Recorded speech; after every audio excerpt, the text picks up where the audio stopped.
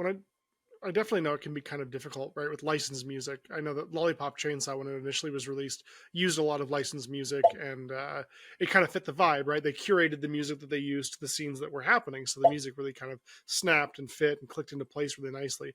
When they made the re-release, they no longer had the rights to the music, so they definitely had to pivot away from it. And like, while this is not their fault, and the remake is an incredible game, and I highly recommend it, but it's definitely a little bit different. It doesn't quite hit the same, and whether or not that's because of licensed music or not, I think it's because they wanted to make the game around the music, Mm-hmm. or I guess make the music an integral part of the game, whereas they were sort of just replacing tracks into the remake, is what it felt like to me at least. 100%. I Uh, mean, if that's hard. if Mega Man 2 was remade today and they couldn't use the soundtrack, like it just would not Yeah. hit the same, No. So I get it. Like, and that was such a big part of that game and that creation of that game. So I totally get it.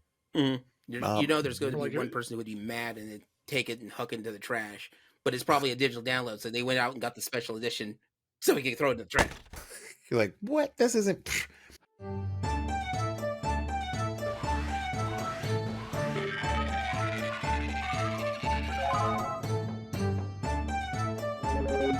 Just a reminder, this is a spoiler-heavy podcast. Different series that require a spoiler warning will be in the description. Hi, everybody, and welcome to a very special episode of Gaming Theater Podcast. Today's episode, we're going to talk about video game music and how they appear in the mainstream, or how mainstream tracks video game music. 6 to 1/2 dozen of the other, really. But with that being said, I've got some special guests with us to help discuss this topic and where we're going with that. And once again, my name is Leo, and I'm also known as the Geek Scorpio, and I'll be your host this evening. And over to my right is going to be... Hi, I'm Ben. I go by El Penguin on Gaming Theaters Presents. I'm a struggling muscle artist building others through being a buff nerd. All right. Yep. And with that being said, over to their right is going to be... Hi, my name is DandDaine. I'm a Twitch streamer, an award-winning game master, and I raise money for charity through both those efforts. So you can find me on Twitch and other places on the internet. All right. And lastly, our very special guest on our show. Oh, hey, I'm Megaran. I'm a teacher, rapper, hero, a musician, Twitch streamer. Just content creator, educator. I don't know. I do a bunch of things, and I'm happy to be here. We are so happy to have you. All right. Now, so happy. With that being said, let's take a quick trip over to the Magical Merch booth. Woo! Okay, so here we are in the Magical Merch booth, and today's Magical Merch booth is our very special guest, Megaran. Why don't you tell us a little bit about yourself and what's coming up on your projects? Hey, well, it's good timing. I'm actually in the middle of a project that I'm working on. My second full-length kids album is in the works, and I'm sure by the time this is aired, we'll be talking about the title and maybe some song titles and things.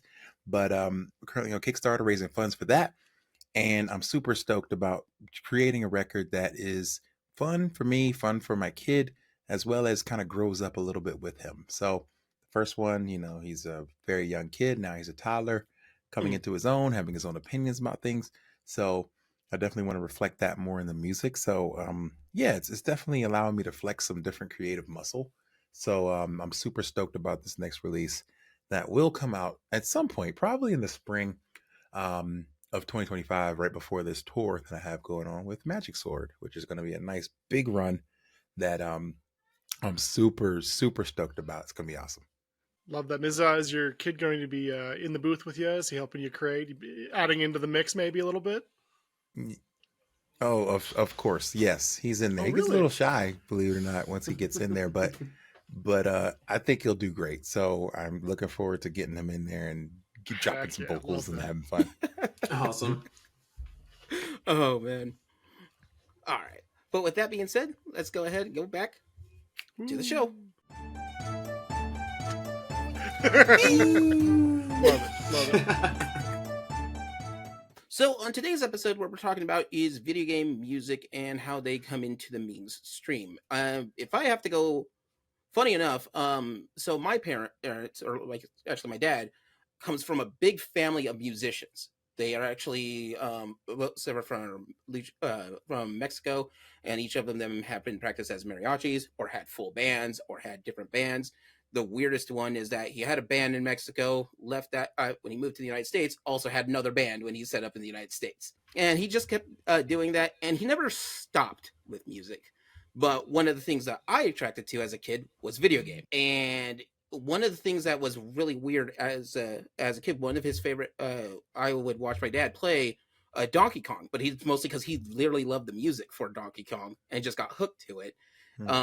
Even though he was not a huge game player, he would talk to me about Donkey Kong and how the lyrics of Pac-Man. And I'll be honest, as a kid, didn't get it, but music was not my forte, it turned out, but history was. But that's sort of what brought me into the fold is video game music and how that goes. So doing some work on this, it's weird because video game music has been around since roughly about the 70s, early 80s. If you talk about full tracks, and we've talked about this before in our old other episodes, one of the biggest problems with video games in the old days was just memory, space. Some video games were even so tight with their space because they needed the graphics and the game programming that they just didn't even, some games just didn't have sound. Or they had music, but it was very limited music. But you can work with different chip tunes and little sound effects for it. Now, if you're thinking that other people didn't get into it, nay, sir. So probably one of the most famous sound effects is from the old Atari 2600 Pac-Man game, mostly because they couldn't get the sound effects from the arcade Pac-Man to get into a home console, so it sounds terrible, but everybody kept using it as, hey, we have a video game or an arcade in the background. It's the same like chiptune set that everyone's listening to, which is kind of weird about it. Mm-hmm. Pac-Man itself is important, though, because if you're talking about video game music into the mainstream, it's the first real big event for that is a novelty song. Back in the early 80s, there was a song called Pac-Man Fever that was written by Buckner and Garcia. By the way, fun fact, they did the part of the soundtrack to Wreck-It Ralph. And they literally asked them to do that because they did all these old Atari and songs that they made. That's cool. Did you and I researched Buckner and Garcia for some early video game music panels that I've done, and did you know that they tried to do a follow-up for Donkey Kong? Yeah, Donkey Kong as I do the Donkey Kong, which did not work out. No. They went to the well one too many times. Donkey Kong did not hit. Bearing on Do the Mario, which I know came a little bit later, right after that. Yeah. But did that have any bearing, do you think? Or did they see Do the Donkey Kong? We could do that better. Do the Mario. Maybe. I mean, it seems, you know what? That was kind of an 80s thing, if I'm not mistaken. I mean, do the Bartman, do the Urkel, do the, it became a thing. You did the thing that you did. Insert, thing. So doing the thing became, the move. Yeah. So maybe it did inspire that later. It worked better as a dance hit if you did the Bartman, you could dance the Bartman. If you did the Donkey Kong, I guess it's move arm, throw barrels at things. Yeah, I don't know exactly what doing the Donkey Kong consisted of. Like pound chest ferociously while hammer dancing, something like that. Mm-hmm. Kidnap a woman? I don't know. Yeah, hopefully not. Hopefully not. Right? Yeah, hopefully not. We need a Monster Mash level. We need to understand what it is, right? What does the stance You know what? like? And I haven't listened to the song, so maybe the song actually explains it. And we're all just sitting here because we never heard it. Mm-hmm. We're in the dark. Because it did not make it as big as Pac-Man Fever. I mean, that's an addiction. You got a fever for Pac-Man. And it worked because Pac-Man was literally a huge phenomenon. So it totally worked. People were plunking quarters in all over the country. So it was super relatable. I don't remember if Pac-Man's the one that has the story, but I know that there's one of those old arcade games that had the story where they had to call the manufacturer because their game wasn't working. And it wasn't working because the coin box that was to catch all the quarters happened to be so full that it just got stuck in the ejection. There was quarters stuck in the ejection, so you couldn't actually put another quarter in. Wow. It's a hard problem to have. They were making too much money on Pac-Man. Wow. But the weird thing about it is that song from Buckner and Garcia still makes in the top 10 Billboard. I actually had to look. I'm like, You got to be kidding me! I actually had to go look at Billboard's actual records for that, but no, they actually hit a top 10 hit in the early '80s for that. The weird thing about it is, like, could there have been other video game based music options like that? We don't know.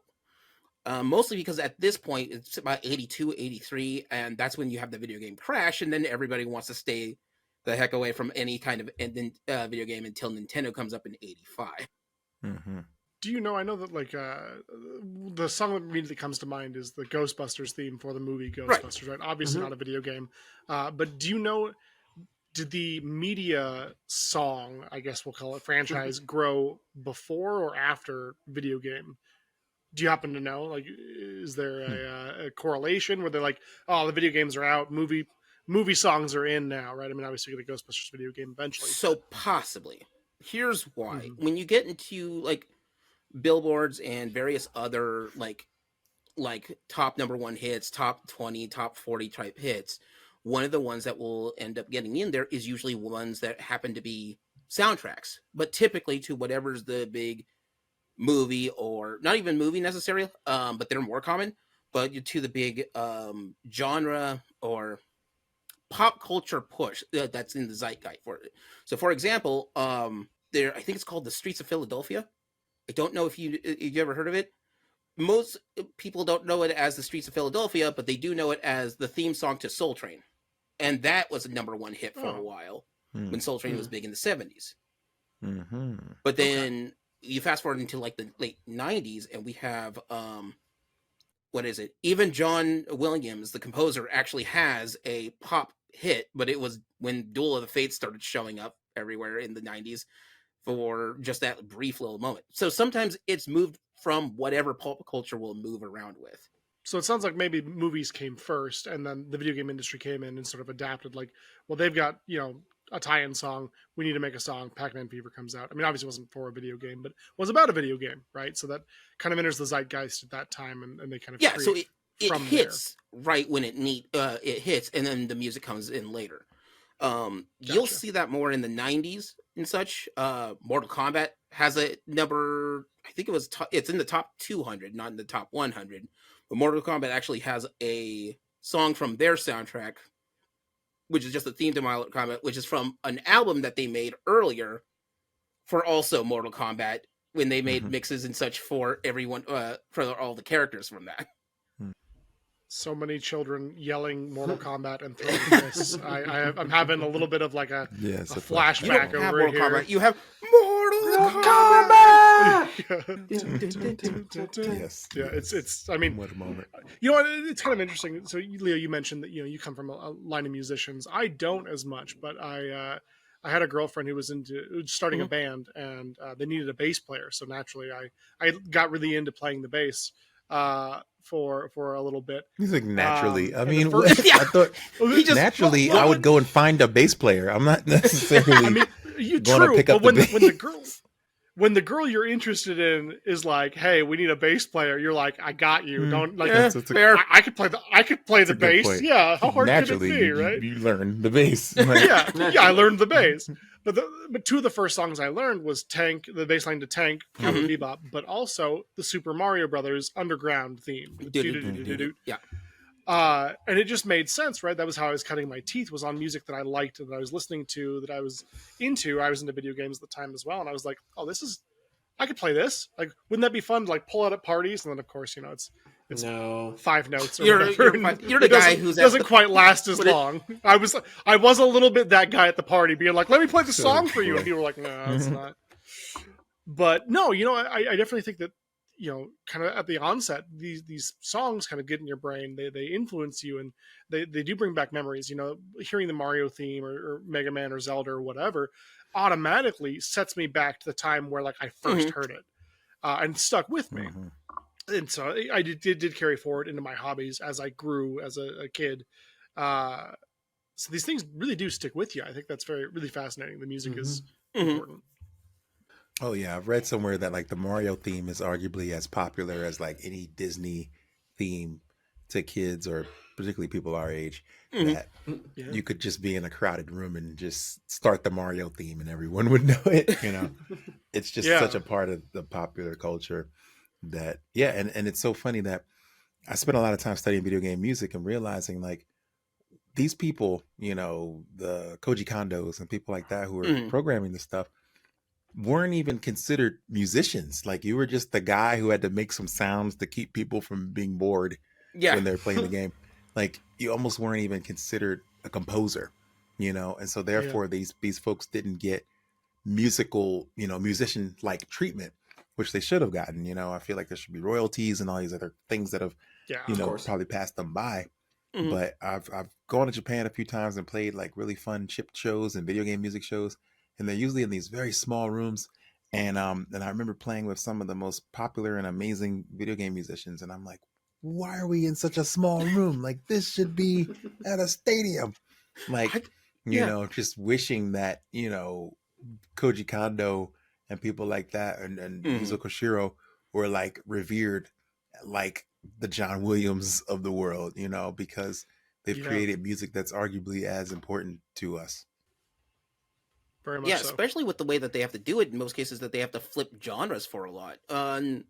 In the previous episode when we had our Mega Man retrospective, one of the things that we were talking, or no, about 8-bit music, one of the things that we were talking about is how how they basically had to trick different things to compose. Mega Man, especially Mega Man 2, which again, if I have to put one game as one of the best soundtracks of all time, Mega Man 2 is pretty top of my list on that. Hmm. Yes. But they had influences from different types of music on there. What was it? We found out that Airman is mostly funk, is where that's based in, like almost a disco-y riff. But other ones are more pop and new wave and various other songs for it. One of them is very almost. I would love to say I think it's Flashman who comes off as a little techno, almost industrial, but it would be weird to say because industrial won't come out for another like 5-10 years later in the Hmm. 90s. Yeah. Ahead of its time. So But yeah, I love the fact. I mean, Mega Man 2, I highly agree yeah. that it's one of the greatest soundtracks of all time, and I think that's where, like, for me, I will say that I think that my love for video game music came from Mega Man 2, and it was because of Mega Man 2. I believe the first one had it too, where whenever you went to the pause screen to check your weapons, the music would continue to play. And it's one Yes. of the first games I ever remember that happening in, where the music didn't stop. It was like "Big-a-da-goo," and then paused, Mhm. and then you don't hear anything. Mhm. So when I go fix my sandwich, or I go to clean up my room a little bit while this game is paused, these tunes are still in my head. And so by the time I sit back down, I know every nuance of this track. And Mhm. so that is what got that music stuck into my head. So I definitely will credit Mega Man 2 and the music continuing to play during. It's like they just knew they had bangers, where they were Oh like, yeah. no, don't stop the groove. Like no, just because you gotta select some weapons, do not stop this groove because this thing rocks. Like I feel like they really thought that.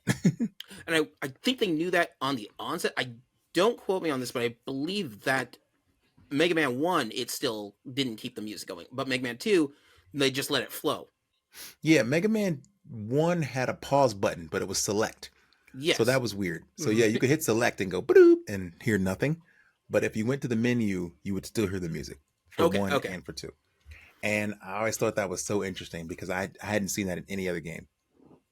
Yeah. Normally it's pause and you hear nothing. Yeah. Like, we're stopping everything. Hold here, guys. Hold it. What if I remember correctly? When you paused it, it didn't like fade out like some do, where it's like in the background, but it's really low, Hmm. so you don't quite hear it as much. I think it's the Oh same yeah. It volume as stays it is when you're same playing it. volume. It's like still banging. So you're like, Yeah, yeah, so good. groove to this. Hmm. I'm here for this. Let's do this. And Gonna get you cut, man. Flashman's, I did that mostly because I couldn't get through Flashman's stage, so that was just rough. A lot of pause time on that one. Ironically, It's a good yeah. song. Ironically, you get the flash stopper, which is to pause time, but you don't pause the music. Never, Nope. You Nope. don't have the music. never stop the music. That's where this sort of gets kind of weird on it. These are solid bangers, and for lack of a better term, they're composers. They have to switch around genres upon genres. So it's not like asking one band to do music for a song where they have their own. Either A, it's going to be their biggest hits, or B, it's going to be just chiptune versions of their songs. No, they had to compose exactly what the feel is for this, and in a way that hearing it 16 times in a row doesn't sound boring, Mm-hmm. or doesn't sound uh how do I want to put it, like very samey, like Overly repetitive. overly repetitive. Yeah, I've had that with a couple of different bands, but not naming names on this one. But there's some of them where where I'm like, all right, I've got their album. Cool, cool, cool. Turns out I only needed track number 2, and I could have heard the entire thing on this. Yes. Some games, gosh, I wish I could remember. I see every once in a while these Instagram posts where they're like, "Did you know?" And then you pull out some classic game soundtrack. Mhm. And Contra is one that they pull out, and one of the I still think that intro jungle theme Oh, is first stage, such an yes. incredible stage theme. But that and I think maybe 2 or 3 other songs are like just kind of rips of like rock songs from Mhm. these like very, kind of unknown Japanese bands. And basically they were just like, see if you can make that, but just like the 8-bit version of that. And they would play them side to side, and you're like, wait, what? You're like, what? So everyone, and it just showed me like everyone that creates has something in mind, like a North Star or something where Yeah. they're like, all right, I want my stuff to sound as cool as that. You know what I mean? However, I'm under this 8-bit, constraint. And so I'm going to do the best I can. But everybody has an example in their head where they're like, yeah, I want this to really rock like that does. And so that was a really cool way for me to see that for myself. Mhm. Oh, and some of those are so too crazy. Others, not every soundtrack from a track is going to be bangers, but the ones that are, they hit just so hard. Nobuo Matsu's anything for the Final Fantasy series usually is bangers for that one. Um, Usually. Mm-hmm. I have to say usually, not all of them are winners on that. I mean, But I mean, nobody bats 1,000, but yeah, exactly. I don't know. I think when you I think create, Umatsu has a very high percentage. Oh yeah, Considering there are so many Final Fantasy games, like like they can't all be bangers, but he's got some of the best pieces in gaming history. yeah, So, you know, it's all yeah. right. You He's can let a got few me. duds go when you got when you got One Winged Angel under the belt, like Yeah. or oh yeah, Aerith's theme or something. You're like, all right. Mhm. Plus, the dude can just. I have a theory that it's basically, hey, Umatsu, we just need you to, I don't know, make an opera. I got you. That's about it. All he says is, I got you. I don't know what I'm doing, but I'll put something together. Well, I will ask. I don't know if you guys have interviewed composers on the show, but the few times I do get to talk to composers, a lot of them are like, I'm always so curious. Like, do you get to play the game? Do you sit down and play, or play it on mute and then work on something? Why are you watching videos of it on loop while you create?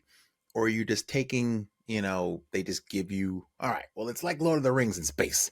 And then you're just like, all right, let me go to work. So, and a lot of them are a combination of all those. Yeah. Sometimes you get to play, sometimes you just have to watch trailers, and sometimes it didn't even happen yet. So you're Mm. just like, try to imagine this. And it's really cool.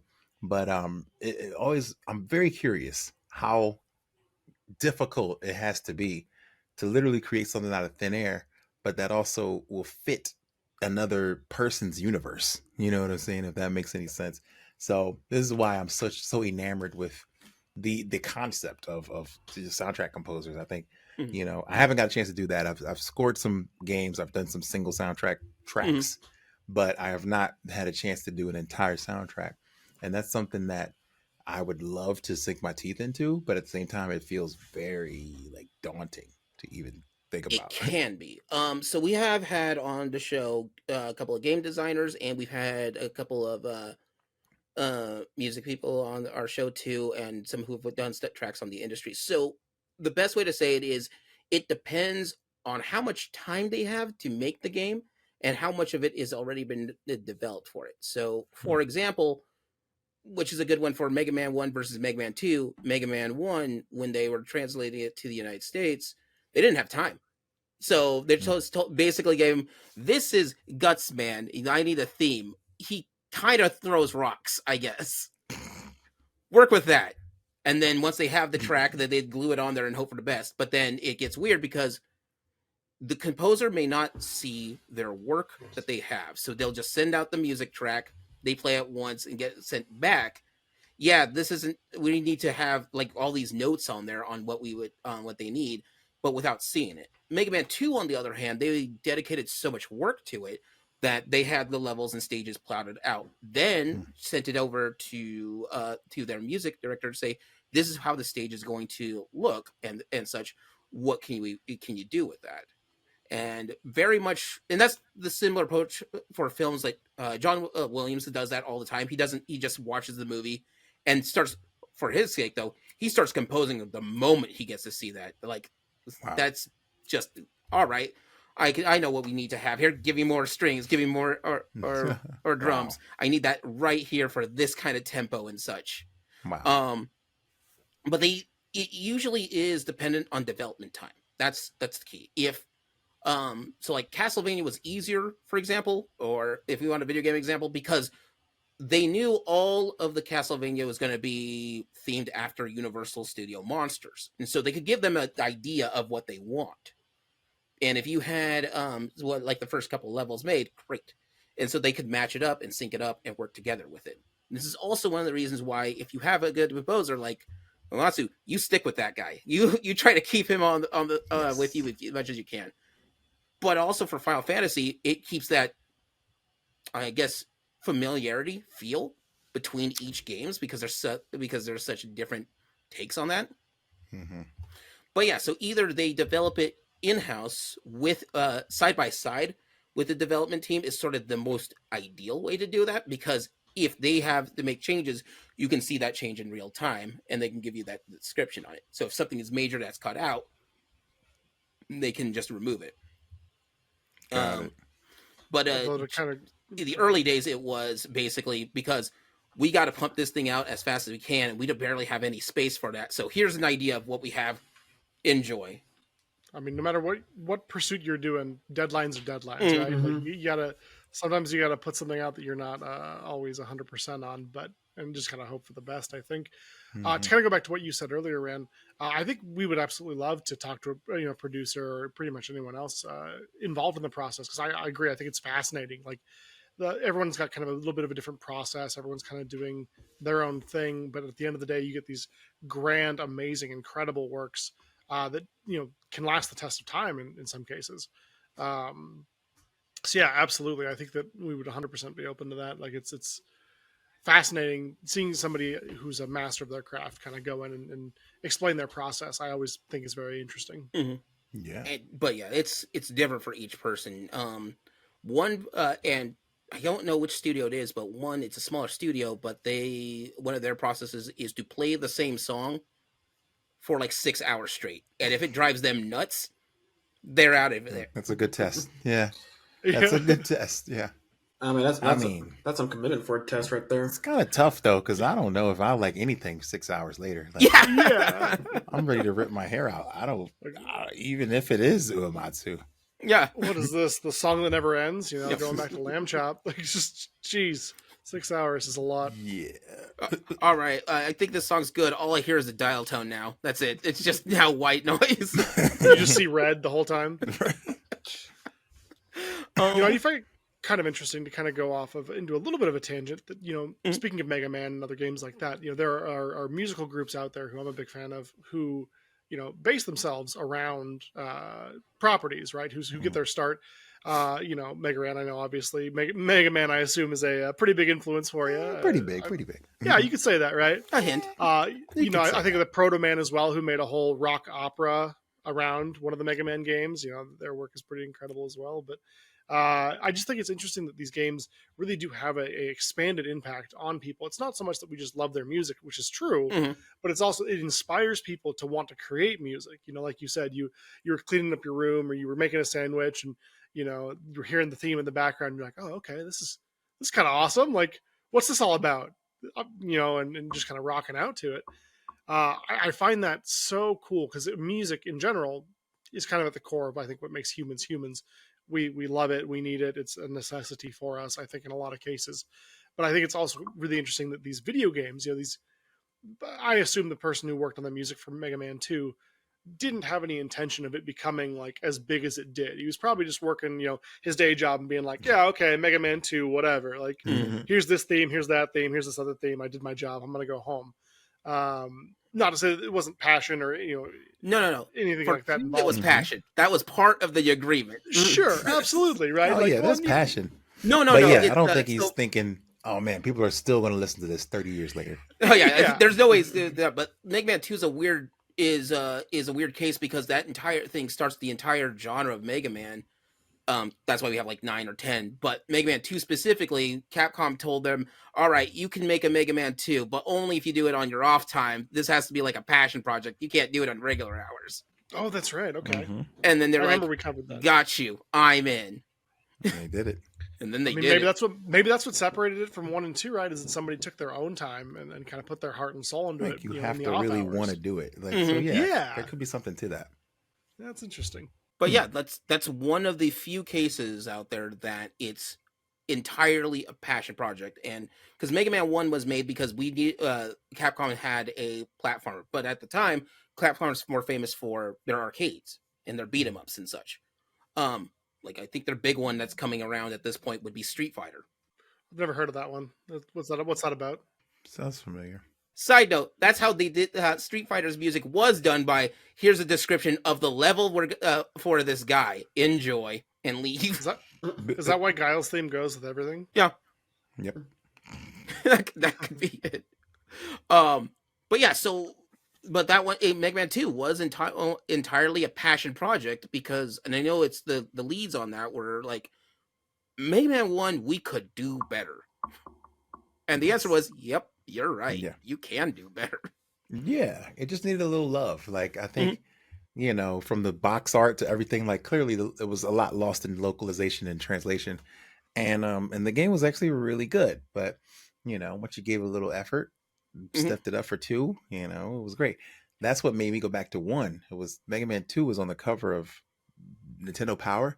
Yeah. And I couldn't afford it. It was $50. And I was like, well, and my mom was like, well, what's that? And it was Mega Man 1 in the bargain bucket for $19.99. Oh, man. And I'm like, all right, well, then I'll get that.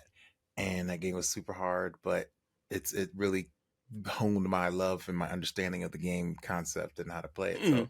So yeah. Was that the cover art with he's wearing like yellow and blue? Yeah. Has like a he's kind of standing gun. kind of bow-legged. He's holding a pistol. It's like still better than Mega Man's original cover art. I mean, I think that's what we're talking about, isn't it? No, that was it. That was it, yeah. But it looked cool in Japan. I don't know if you saw the Japan cover. It's actually really dope. Like it's exactly the way it's supposed to be. Look. But for the U.S., they were like, I don't know, a pistol in his hand, I guess? I don't know. He's like, Mega. He's a man. They clearly didn't understand what the game was. Like, is this man and he shoots? I don't know. What says Mega Man to Americans? I know, a gun. That's what we need. They love guns. There you go. Yeah. And the space helmet, good enough. Yeah. Man. Yeah. It's, kind of incredible when you think about it, right? The history of video games. And the fact that we've got them at all over here is, I'm grateful for it, truthfully. Like some of the titles that could have, not been. Final Fantasy, right? Where it was their last ditch attempt to make something. Yeah. And then furthermore, that was in Japan. And then obviously to get that here eventually is kind of a rags to riches sort pretty of story, amazing. Yeah. And it's not the only one. That's the weird thing. No. What is it? Stardew Valley started off with, here's my job application. It's one guy. How does he... One guy's like, I think I can make a game. Here's something for this. Concerned Ape, we're concerned for you. Yeah. Like, take a break, man. Go on vacation, please. Love your game, but gosh. Five Nights at Freddy's, that game started because a lot of people disliked his original game and said that this looks like weird, creepy animatronics. And his thought was, I'll show you weird, creepy animatronics. It makes Five Nights at Freddy's. That's actually really kind of interesting. Like in horror games, right? So I took a film class when I was in college, and the professor played a scene from a horror movie, and you hear the strings and you hear the stings coming up as the monsters encroaching upon the human victims or whatever, Mhm. and it does evoke a certain sense of fright, of terror. And then we watch that same scene with no music, Hmm. and we kind of like noted the differences, and it's night and day. Like a good soundtrack to whatever feeling you're trying to evoke, whether it's hope or horror or love or what have you, can really do wonders for a scene. Mhm. And I always found that really kind of interesting because it wasn't something I had really been conscious of before that point. Hmm. But ever since then, it's one of those things where I can't unsee it now, where I'm like, oh, if this didn't have any music, this would be really lame. Like this would not be nearly as epic or as scary or whatever as Yeah. it would be. No, that's true. Mm. Mhm. Thing is, music becomes really important for video games, and people know that you need soundtracks and such. But you get through the '90s, and we get past Mortal Kombat. The next big leap in music is sort of going backwards, which is Tony Hawk Pro Skater. People talk about Hmm. the soundtrack to Tony Hawk all the time, but that's sort of the inverse.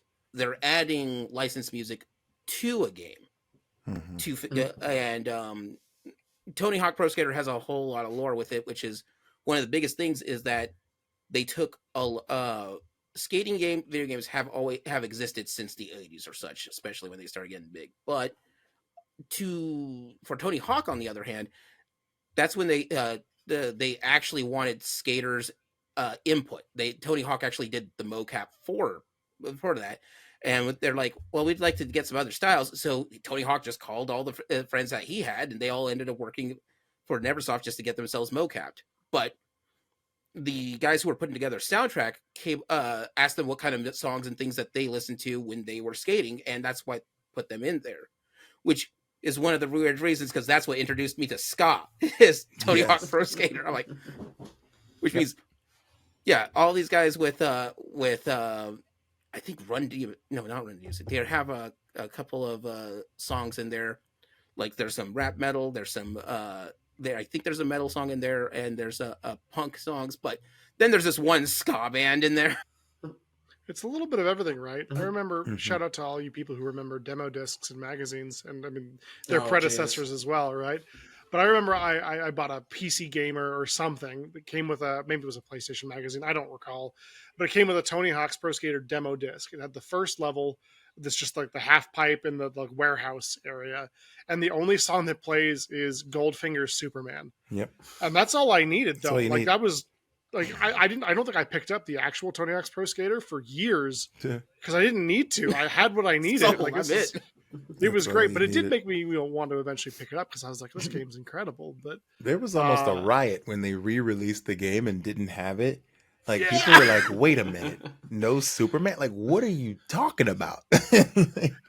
and like not that the other tracks weren't important because I mean they had like some good vibes and some tracks on there, but like that's the one. Like if you omit the rest of them, It's the that's the one. one that you need. Yeah, you can run that on repeat the entire game Yeah, and be fine. But that absolutely. soundtrack, man, I like that's a really good one too. And it's interesting that it's licensed, but at the same time it's curated. So I think Yes. that Yeah, because it's carefully curated, I think we can kind of overlook they just went and got licensed stuff. They didn't just go exactly. and get the biggest stuff. They went and got the stuff that the actual skaters listen to. So it was so in tune with skater culture that it brought, I always say, because I was born in a neighborhood where no one skated.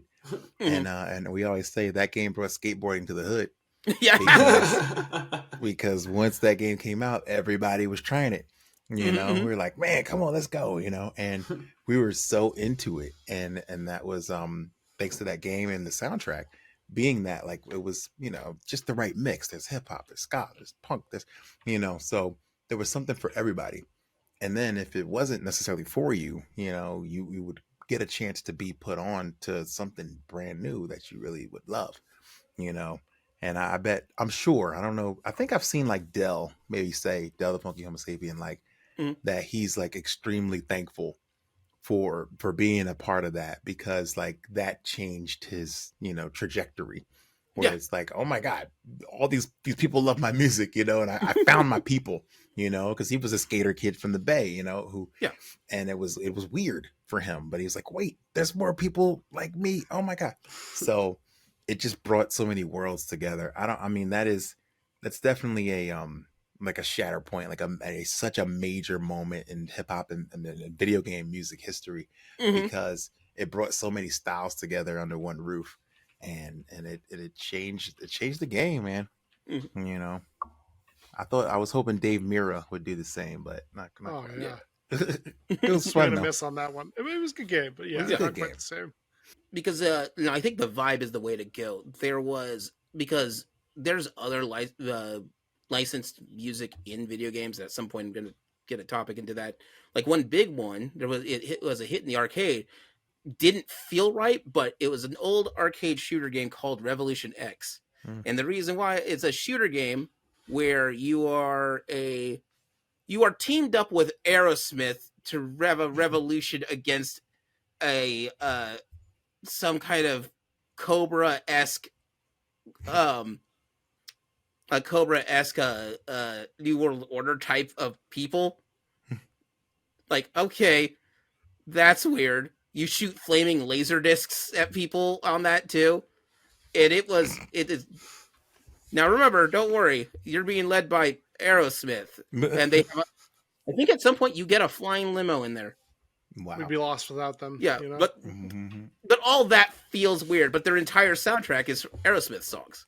Meanwhile, you have Tony Hawk, where they're more catered to the vibe versus catering to a single dealer band, and it feels better.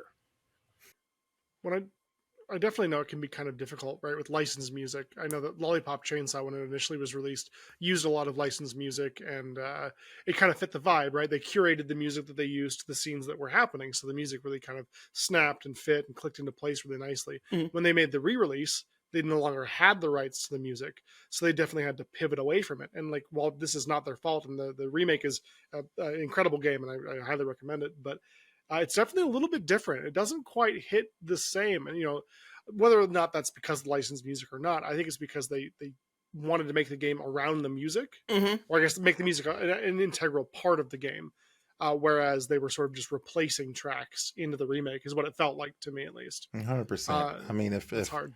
Mega Man 2 was remade today and they couldn't use the soundtrack, like it just would Yeah. not hit the same, you know. No. So I get it. Like, and that was such a big part of that game and that creation of that game. So I totally get it. Mm-hmm. There's like going it. to be one person who would be mad and then take it and huck it into the trash. But it's probably a digital download, so they went out and got the special edition so we can throw it in the trash. You're like, what? This isn't, dude. That happened. That almost happened to me. Well, luckily I got it for free. It was Oh, yeah. it was a Crazy Taxi on Steam. Oh, It's a Yeah. part of this big Sega pack that and it's the soundtrack's completely different. yeah. And I'm like, well, without Offspring, like I don't know if I want to play this anymore. You know, It's hard, right? I don't. It changes the vibe. I don't like change.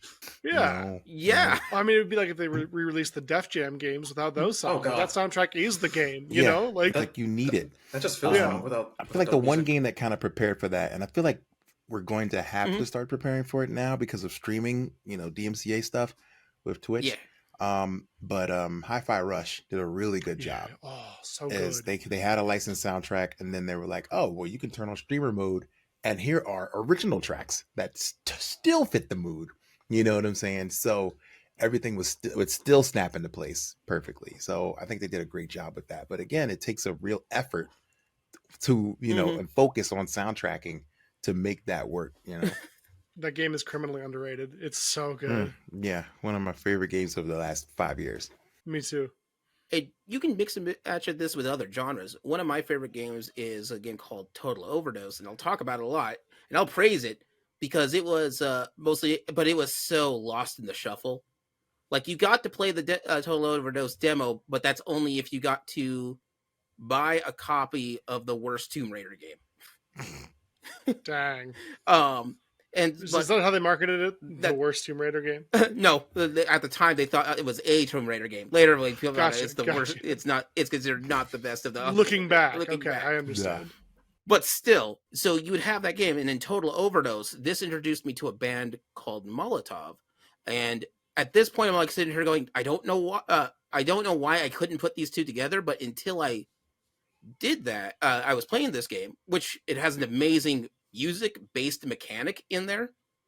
So the game's actually described as Tony Hawk meets Max Payne, because you can do bullet time, you can do all that cool blood opera stuff, but at the same time, the soundtrack only turns on if you start comboing high.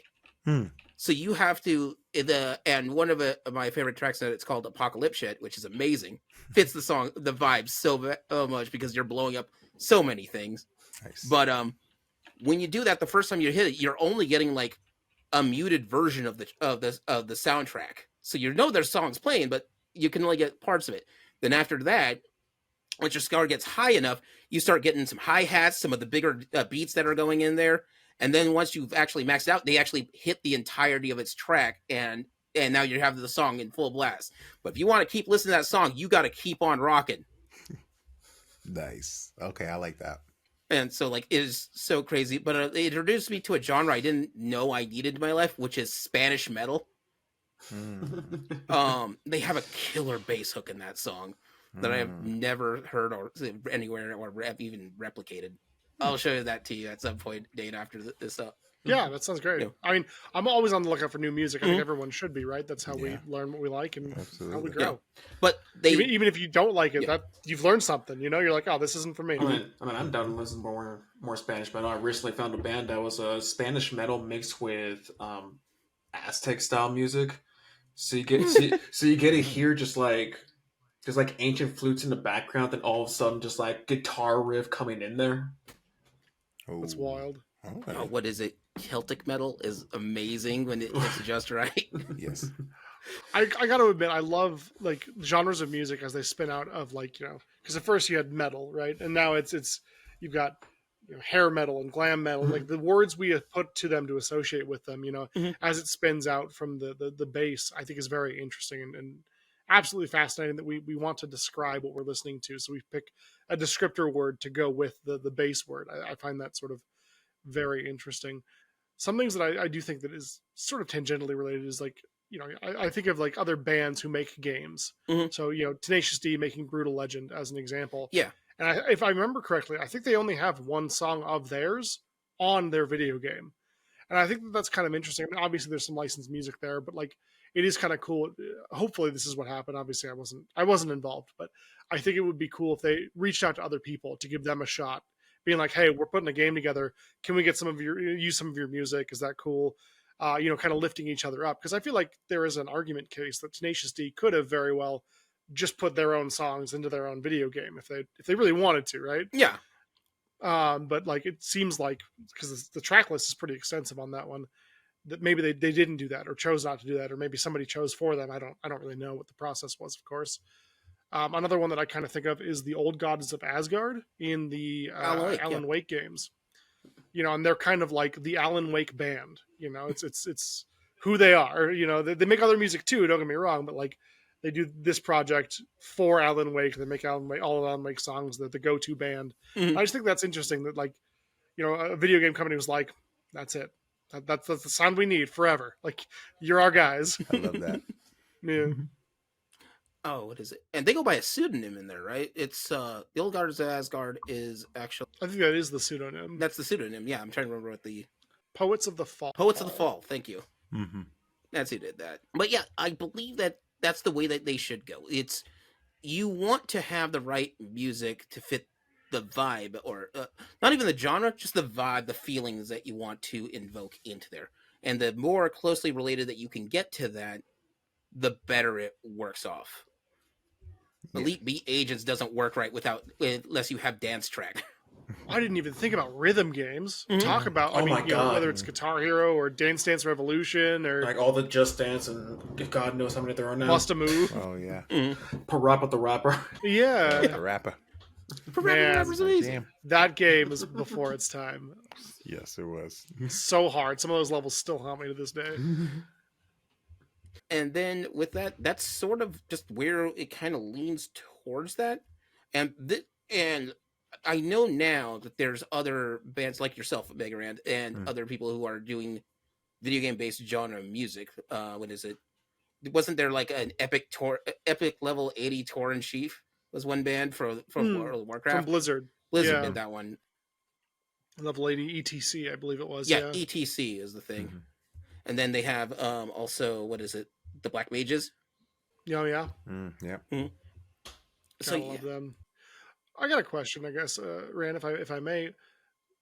Where do you think we're going for video game music? I mean, obviously that's a really broad question, and so Well, take that as you will. But as somebody in the industry who makes Hmm. music for video well. games and video game music, Oh what do you man. think? I don't know. Well, or you know what? Of course I don't know. But if it's where I think it is, I'm not as jazzed as I'd like to be. And Uh, honestly, because I don't want to date this too much, but in a week or so, I'm going to the Grammys, Hmm. and oh, I got really excited about in the last few years that video game music has become a pretty serious category at the Grammys.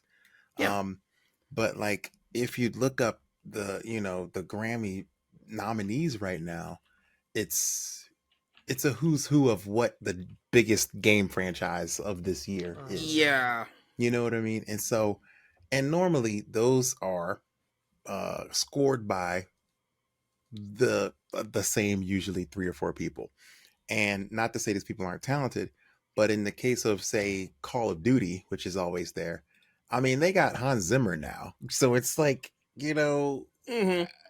that feels a little unfair to yeah, sit this next to video game composers when it should probably be next to movie composers at this point.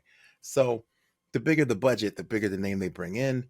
And so, you read the list and it's like, it's, oh, that giant franchise, that giant franchise, that giant franchise. And so, unfortunately, the way I see it going is the way of movies, which is, giant franchise gets giant composer, and those become what video game music is. Um, Fortunately though, on the indie level, you constantly see people innovating, trying new things and making new things happen on the indies.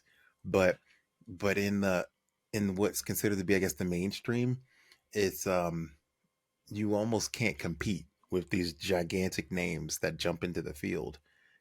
So and not to say that these people aren't the greatest at what they do, Yeah. you know what sure, I'm saying? Because Mhm. they clearly are.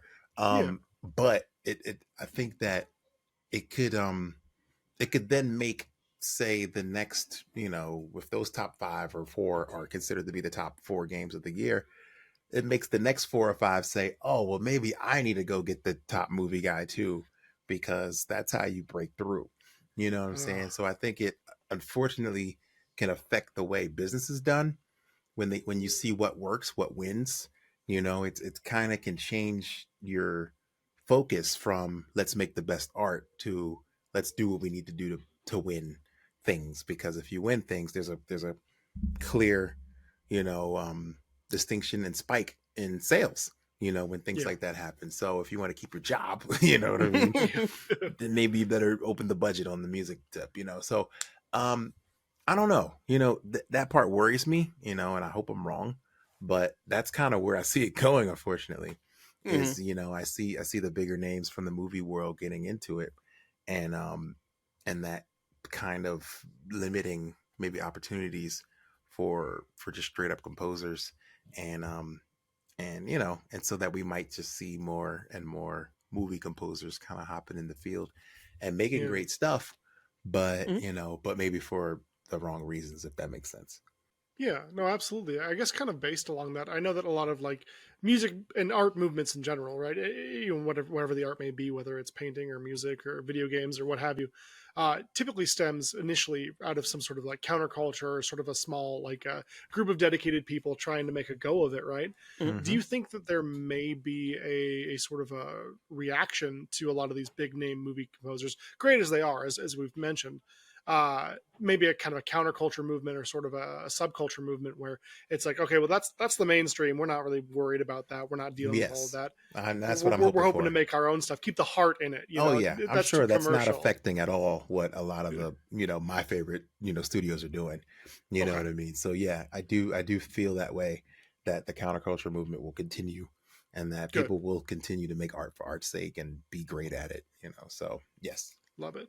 Yeah, especially in the video game realm, because we still that's indie video games and smaller companies. That's sort of their biggest strength. That like Hades when that was coming out, Hmm. splashed through the awards, but its biggest strength is they wanted to make the art. That was their important thing for that. Yeah. That makes sense. Call of Duty is unfortunately going to be there mostly for because Call of Duty really is there for a lot more of the money. It's a good game, just I mean, let's I gotta give it to them. One a year seems like a bit much for me, yeah. but I guess if they gotta pay, composers and musicians and whoever else, like get that bag. I guess like Mhm. no shame. If they approach me and like we'd like to offer you a big bag of money, I mean I'd probably take it. Yeah, probably.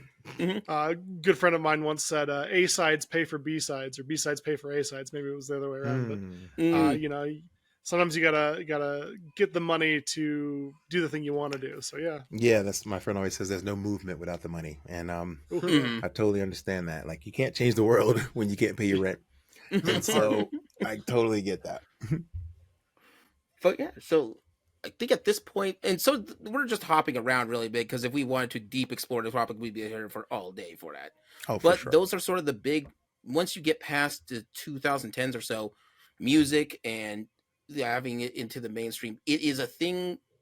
At least the way I'm seeing it is that there's a chance that we will be turning on the radio and there's going to be a pop hit that's just from a video game. Hmm. Yeah. It's Maybe. not impossible to see that in the future on it. Now, who's going to be there? Don't know. When is it going to happen? Don't know. Does Guitar Hero count? Because I feel like that I turn on the radio and hear a lot of songs from Yeah, I mean, Totally. Guitar statistically, Hero, or that should count. there's like eight of them, right? So like Yep. bound to hit one song eventually.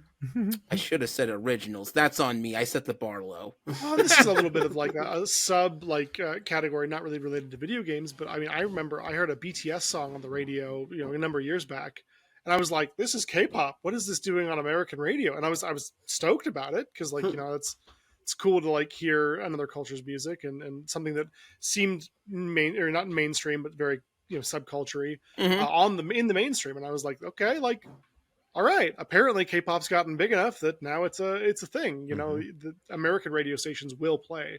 Yeah. So maybe you're right. Maybe one day video game music will be the thing. We'll hear Mario Galaxy 4, song come on the radio or whatever. I don't know what that would sound like, but I'm down for it. Who knows?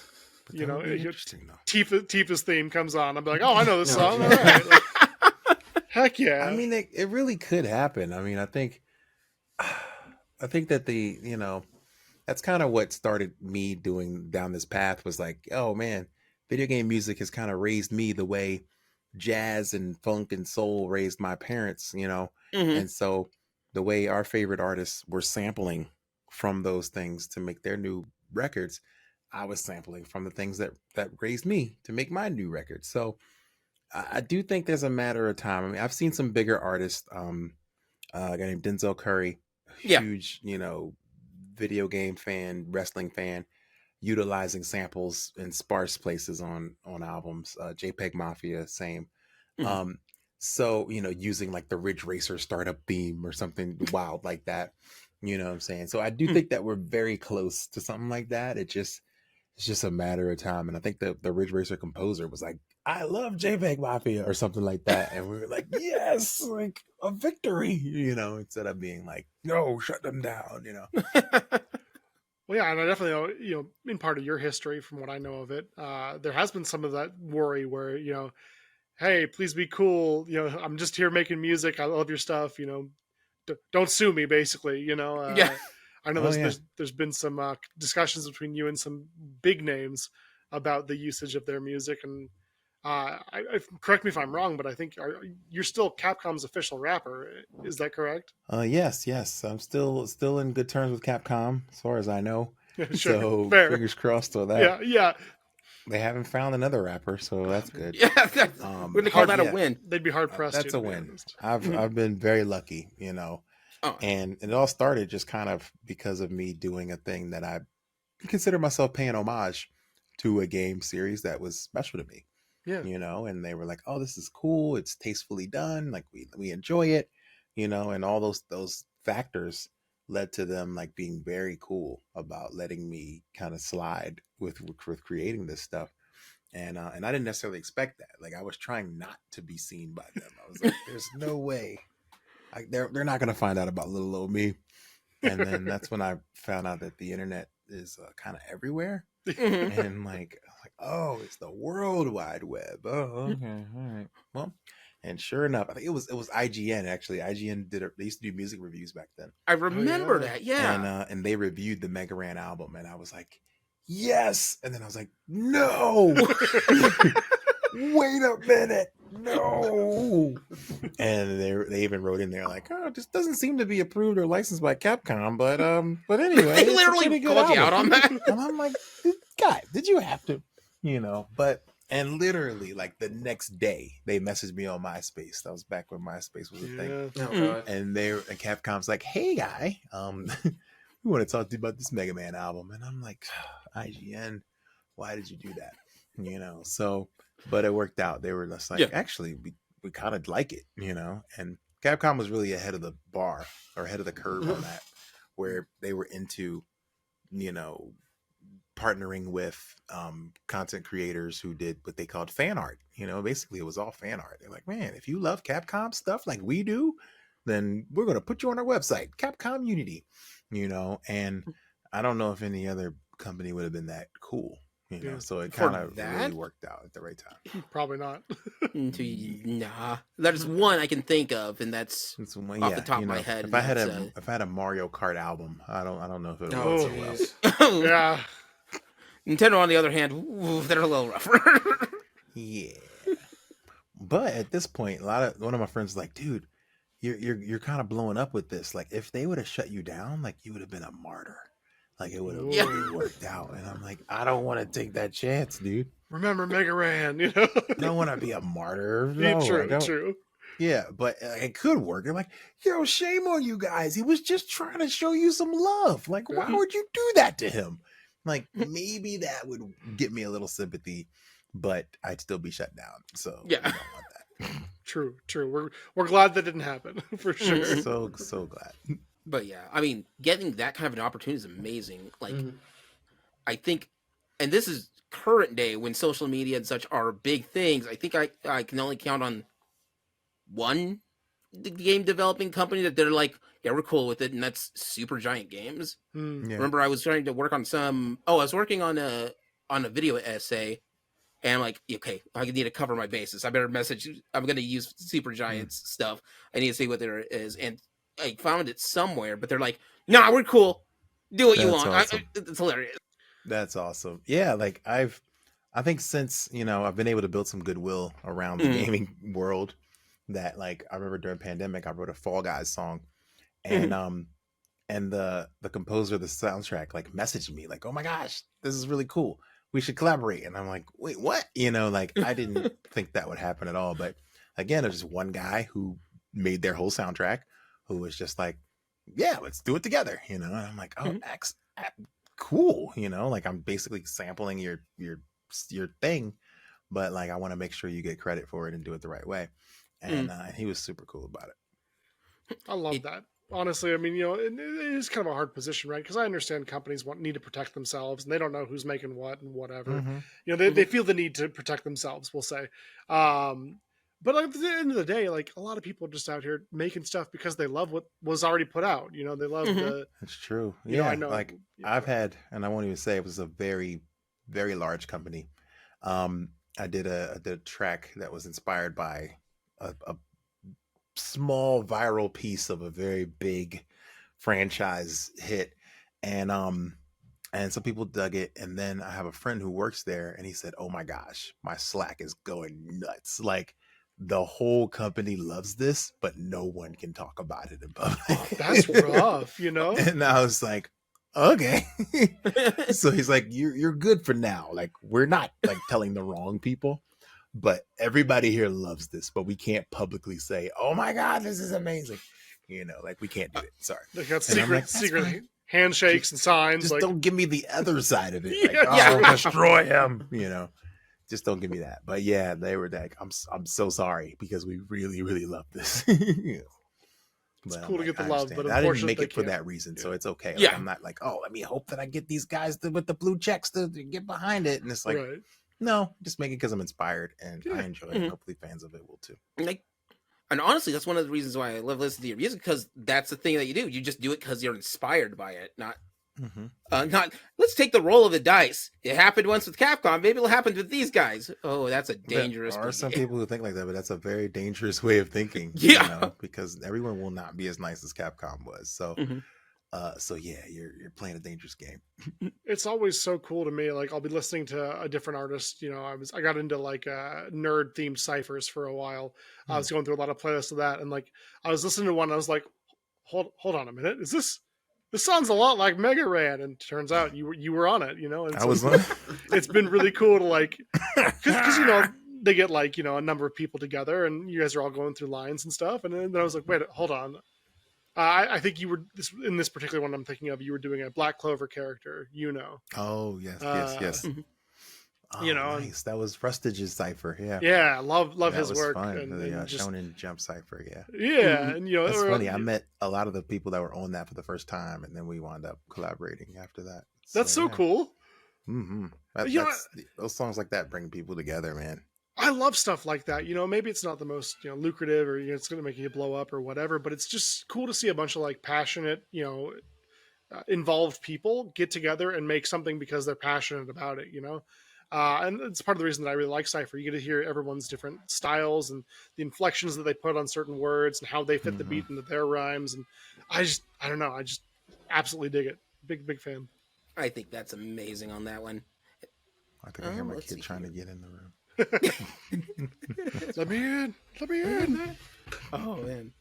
But I think that's every point that I wanted to get for this episode, and just exactly what we find out and such. And yeah, that's sort of my belief. It starts small and then it works its way bigger and bigger. So I at least have hope that it's going to be so every day. Then my sister will stop knocking me when I'm having an entire 8-bit soundtrack act play. Like, Look, yeah, this is my workout mix. Tetris goes hard. I get it, man. 8 Yeah. hours. Oh, it really does. I think in closing, yeah, right. I think Yeah. in closing, I've got a question for the audience and for my co-panelists here. If you could pick one song, and it's hard. I know this is hard, but if you could pick one song that kind of influences you the most out of a video game or other creative work like that, what are you picking and why? Oop. Well, fair enough. L Penguin's like, nah, I'm out. I'll need this. Too difficult. Too difficult. And I can go first to buy some time for the rest of y'all since I'm springing this on you. But I think for me, I mean, honestly, I want to pick One Winged Angel from Final Fantasy VII, but I think it's probably, no. I mean, while that is iconic and every time you hear it, it does get me absolutely pumped. I mentioned it previously. I think Tifa's theme has such like a quiet start, but such an impactful, like emotive response from me that I can't not think of that when I think of like Final Fantasy VII. It comes before One Winged Angel, which is a feat in and of itself for me. So yeah, I think that's kind of the thing that like out of all of video gamedom or fandom, I guess that's the one that sticks to me the most. Wow. Okay, I would have probably had a very similar answer. But it's Aerith's theme for me. Oh I yeah, think because of the emotion behind that theme, behind kind of what it represents, like going back to where you were the first time. You played through the game, you felt this immense sadness, and it's just a beautiful piece. And so even when I did the album Black Materia, I wanted to make sure that that theme kind of has some time to like breathe yeah. and really get into the listener's kind of head and heart, much like it did for me the first time. So So I say the whole piece and tell the whole story, and then there's a minute and a half where we just kind of let it ride out, And I think that that's so important because that's mostly for me, it's for me to go back and be like, remember, like, how did you feel? And I'm like, the emotions all over again, And so such a beautiful piece of music. And from a time period where I didn't know video game music could do that, And so, yeah, like same with One Winged Angel. If it comes on, I'm ready to run through a wall, But yeah, I just think that what that theme represents for me, for Aerith's theme, that is just another level for me. It's just one of the greatest. I think it's the most influential piece of music, video game music for me, for sure. I don't mean to gush too hard, but I remember the first time I heard Black Materia, the original, and there is that like silence, and I think you come back in with just one word, and it's holy. If I'm remembering correctly, but I remember listening to it for the first time and like being like, okay, like sometimes you get some not dead air, but like some intentional pausing in a CD, and then you come back in, and then it goes back into the next song, and I was just like, oh, this is so good. So I absolutely agree with you there. Like it did transport me back to little me being like, oh, this is that theme, and then you hear that theme again a little bit later in the game, and you're like, oh, this is that theme. Okay. Oh yeah. Yes. Absolutely. Man, now I feel like mine is dumb, but I'm still standing by it. It lives with you, man. That's what's important. Yeah. So mine, it's from Teenage Mutant Ninja Turtles 3, the Manhattan Project. Okay. And this just stuck with me. It's the very first stage in that game. It's called Let's Go Shredder for some stupid reason. So it's called Let's Go Shredder, and it's just this funky beach theme that's played because you start the game in Miami. You have to work your way back up to New York, so that way you can deal with the problem on it. But it's very vacation-y. It just feels like, all right, we're having a little trip. We're on the beach. There's the sun. Oh yeah, foot soldiers are everywhere. It's gonna be a fun time. You are in for a fun time for that. Well, but it resonates with me whenever I'm like, just once in a while, I'll just start bebopping and scatting to myself about that sound, that one song from that soundtrack. You ask me about the rest of the songs, can't remember them. I'll be honest, I have no idea. But that first track lives in my brain rent-free. Well, I want to push back a little bit on you saying that it's stupid, man. You have such a grin on your face right now. For those listening at home, he is lit up when he's talked about this game. And that's the effect the music has on you. When you hear this song, when you talk about this song, when your brain's, I'm sure it's playing it right now on the back of your dome. Oh yeah, in stereo. You're just like, yeah, this is that song. This is my song, That's kind of awesome. Me with, I think my close second would have been Streets of Rage, Go Straight, yes. Streets of Rage 2. And like, that's the same thing. It's just like, man, that feeling of like, all right, let's do this. Go. Like, yeah. So I absolutely can relate. Yeah. But like, I'm cool for all those sadder songs, for all the ones that really like the Final Fantasy VII soundtrack. Amazing, everything hits just so well. But for me, it's gonna be the pumped up vacation song. Look, not everything has to be like a French art house film. You know what I mean? like sometimes you need that like popcorn blockbuster action flick. There's nothing wrong with that. How about yourself, El Penguin? If you had to pick one piece of music from nerd culture, video game, whatever, what's your go-to? The one that's influenced you most? Oh, I think you're muted. You're on mute.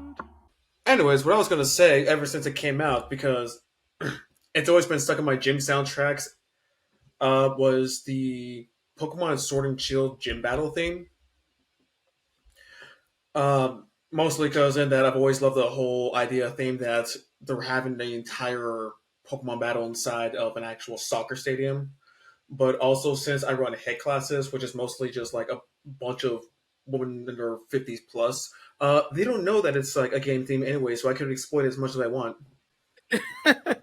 Some of the best songs and merch I've ever owned and listened to is the things that like are nerdy but don't look nerdy or don't sound nerdy.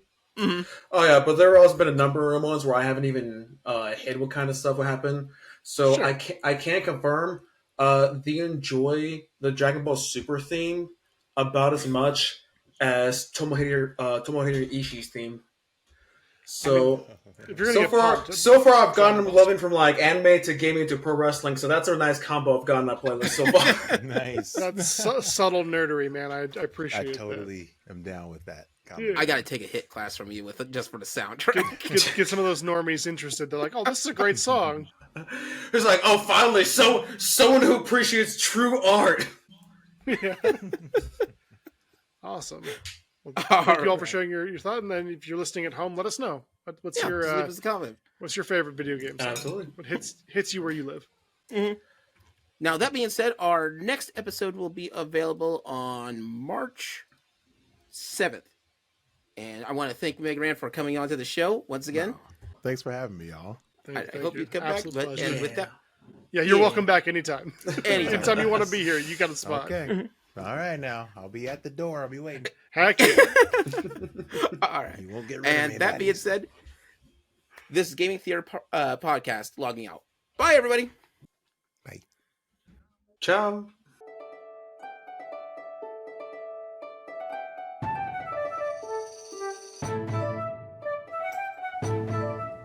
Gaming Theater Podcast is hosted, created, produced, and edited by Leo Garcia, the Geek Scorpio. Our music is A Drinking Game, stock media provided by Stormwave Audio /Pond5. Our cover art is by Adam Parker. You can find him at ParkerGFX on Twitter.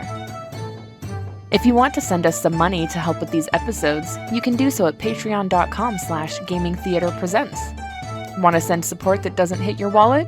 Please leave a review with wherever you hear your podcasts and share our podcast with your friends. It really helps out. Thank you for listening.